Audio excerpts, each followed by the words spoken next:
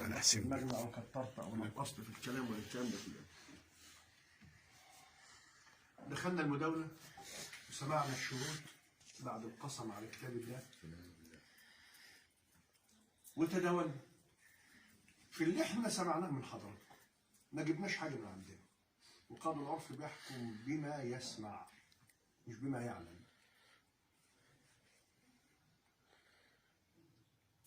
المشكلة فيها احتقان في النفس عشان نبقى صراحة مع بعضنا. راجل له ظروفه الخاصة مع أولاد عمومته في قطعة الأرض المتنازع عليها، فبيروح بين الحين والآخر يشقر ويحرس أرضه. فقدرا جاي اللودر، معالم اللي موجود جوه اللودر مش واضحة، لأن كان قاعد هو وراجل محترم أنتم تعلموه جميعا، هو الأخ حمادة. ودايما الناس اللي بتبقى شغالة في المهنة دي بيبقى عندها حس، يمكن هو حس ان اللودر مختلف تماما عن اللودر اللي فاتت، فممكن يقول له ده لودر حسين، ده لودر ابراهيم، هيبقى مرتاح وقاعد. فطلعوا يستطلعوا الامر ظنا لان في حاجه تخص او تمس قطعه الارض المتنازع عليها. ده اللي احنا قريناه من بين السطور. الى ان اتصرف اخونا الشريف شفيق باندفاع شويه، يمكن احنا نسينا نساله السؤال ده. هل انت شفت اخونا محروس وانت رايح على اللودر؟ اكيد هيرد يقول لا. شفته؟ شفته. تمام. يبقى انت لما وصلت لمكان الواقعة ازيل من ذهنك السبب اللي خلاك تيجي مندفع على اللودر، الا وهو ايه؟ تأليح حديد، تهويد الارض تهته. يبقى بالتالي كان يجب على اخونا شفيق ضبط النفس، ولا يطلع يتعامل مع سواق اللودر خالص. حسبناها عليه غلطه. رد الفعل من اخونا محروس واندفاعه وتطاوله ومد ايده على اخونا شفيق حسبناه. احنا بنحط الميزان، كل واحد بيقول حاجه من طرف لسانه بنحطها، نوزن هنا ونوزن هنا. حماده وضح الرؤيه المحروس وقال له يا اخي روح، لا ما تروحش، لا روح، ما قاعد هنا. لما حلفوا برحمه ابوه الراجل قال ابويا غالي عليا، فخدت بعضه وصرفت بحال سبيل. لحد اللحظه ده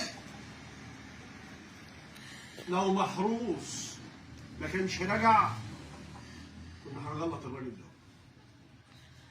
شفت اخونا محروس؟ يبقى في اللي في دماغك مش هو. اللودر ده مش جاي من طرف الارض المتنازع عليها، ما بيهودهاش.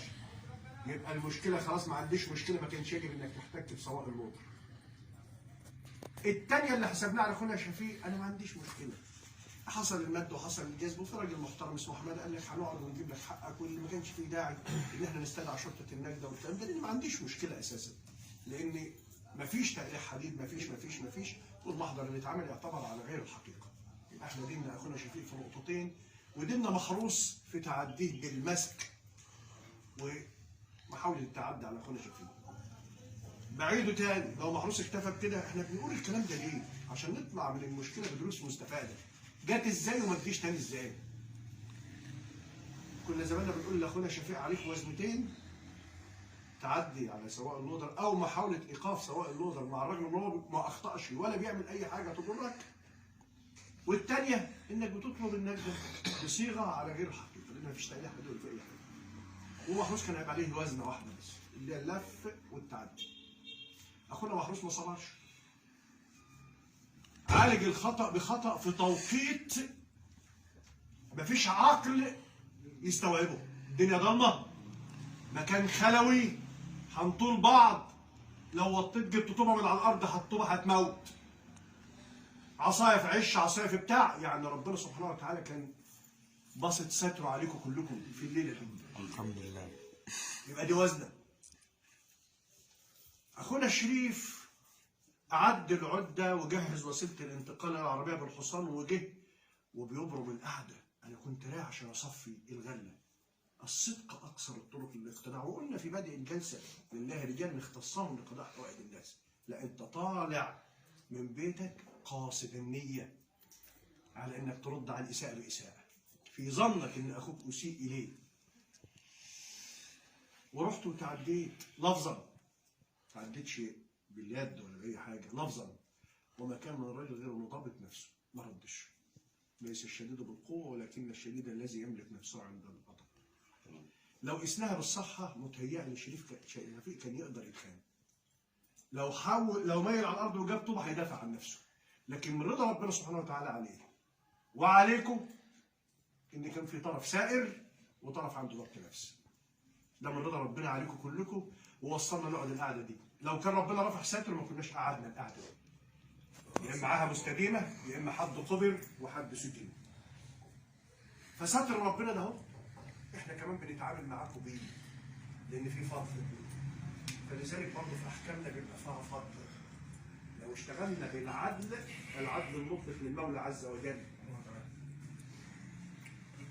فبنقول الحيثيات دي برضه عشان اللي قاعد، وانا بقولها لنفسي وبقولها لاخواتي عشان لما نتحط في موقف زي ده ما نتورطش زي ما انتم اتورطتوا. لما حصل التعدي من اخونا الشريف واخونا محروس للمره الثانيه، يبقى احنا وزننا، بس وزنه تقيل.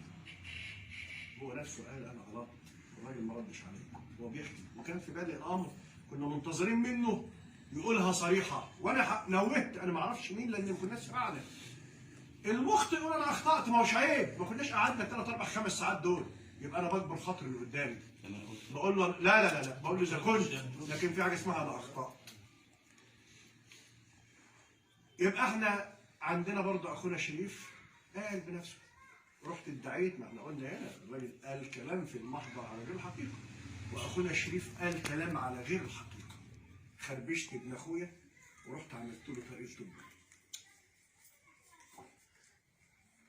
يبقى انا بدفع براجل في غيابه الجب، وهنا برضه بدفع في راجل في غيابه الجب.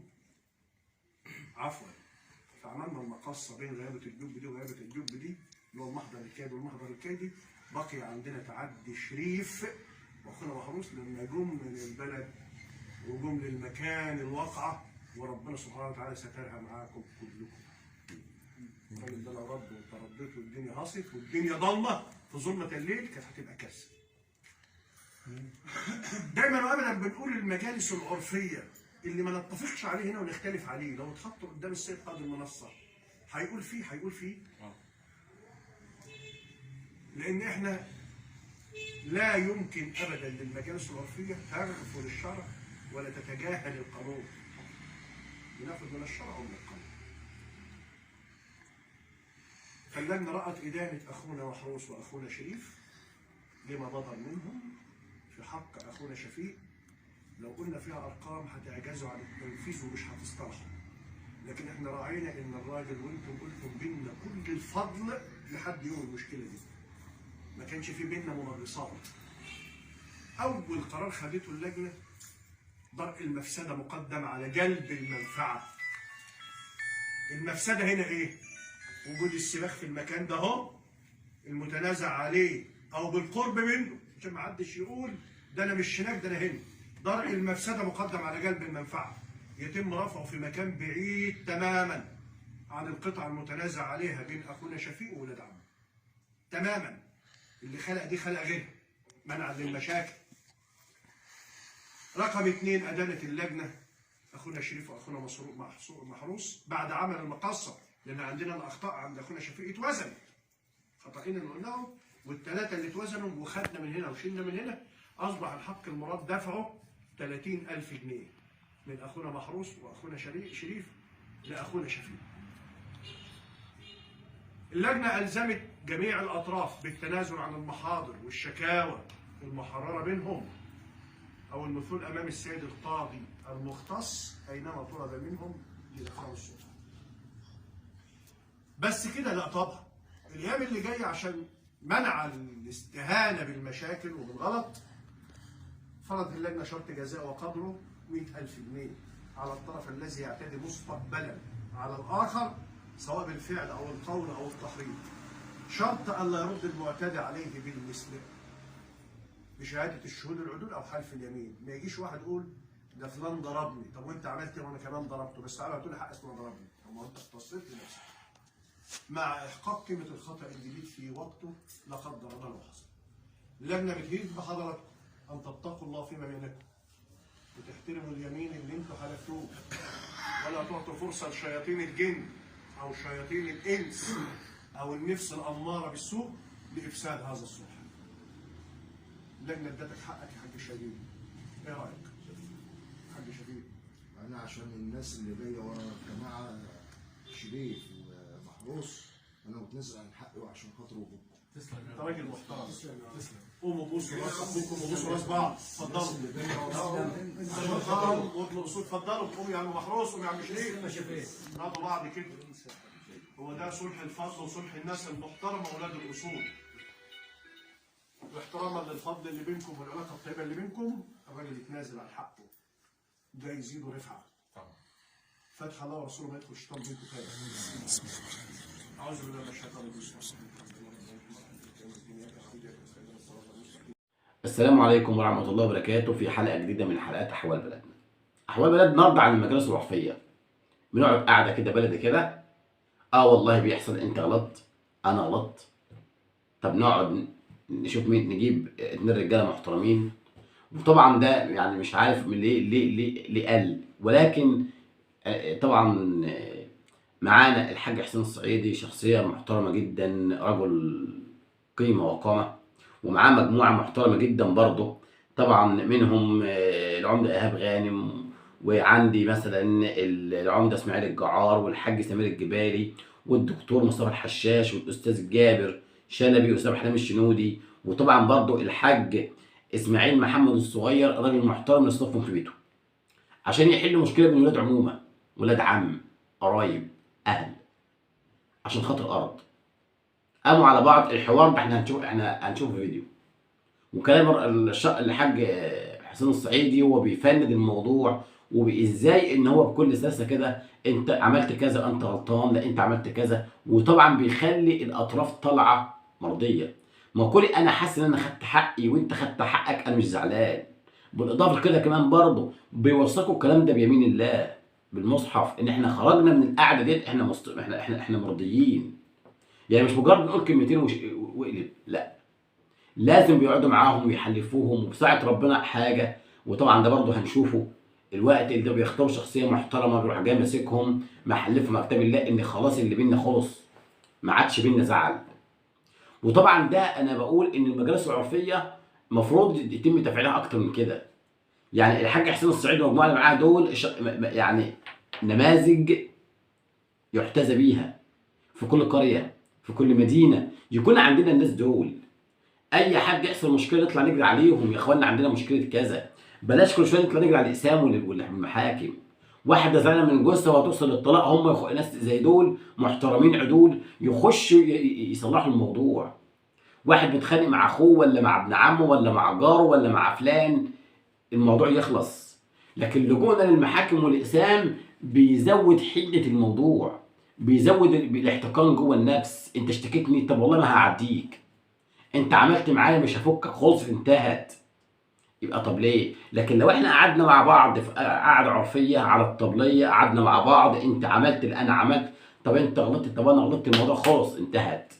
ما لجأناش لمحاكم وقواضي. القضاة نفسهم احنا بنقول يا جماعه بدل ما الموضوع يتطور اقعدوا في جلسه عرفيه وخلصوا الموضوع. بلاش احكام، بلاش سجن. في الاسم برضه لما يكون راجل مع مراته ولا مع اخوه، يا جدع اقعد مع اخوك وخلص الموضوع. ما بلاش نكبر الموضوع بينكم. يعني الحاجات دي بساعة ربنا، يعني المفروض كل بلد، كل قرية، كل مدينة، كل حي يكون فيها ناس عدول بالطريقة ديت. يعني برضه بطريقة الحاج حسين ده، طبعا راجل عايز على قلبي، شخصية محترمة، والناس اللي معاه بيتعامل ازاي مع الموقف، وازاي الناس دي بتقطع من وقتها ومن صحتها ليهم لعمل الخير، لعمل الخير عشان يهدوا الناس مع بعضها. الامور ما تتطورش، لان الامور بتتطور ما نعرفش تبعات الموضوع رايحه فين. فيا حاج حسين انا كلمتي ليك بساعة ربنا، انت شخصيه يعني يحتذى بيها، ونتمنى ان يكون في كل بلد فيها حسين الصعيدي، كل بلد يكون فيها حسين الصعيدي يقعد كده ويقعد الناس، وانت عملت لا انت كذا لا انت كذا، والموضوع بساعة ربنا ونحل الامور بيننا وبين بعضنا بالود بالحب، ونرجع اخوات وحبايب واهل وجيران، محدش زعلان. حوار الجلسه العرفيه بتاع الحاج حسين الصعيدي هو هنشوفها في الفيديو بتاعه، هو بيتكلم احسن مني كمان، ولكن انا يهمني ان ندي الناس دي حقها. الناس دي بتتعب. ف يا حاج حسين بارك الله فيك، ويا رب يكون في زي ما قلت كده في كل قريه وكل مدينه فيها حسين الصعيدي. وطبعا تحيه مني ليك في برنامج احوال بلدنا، معاك اخوك ابراهيم عيسى.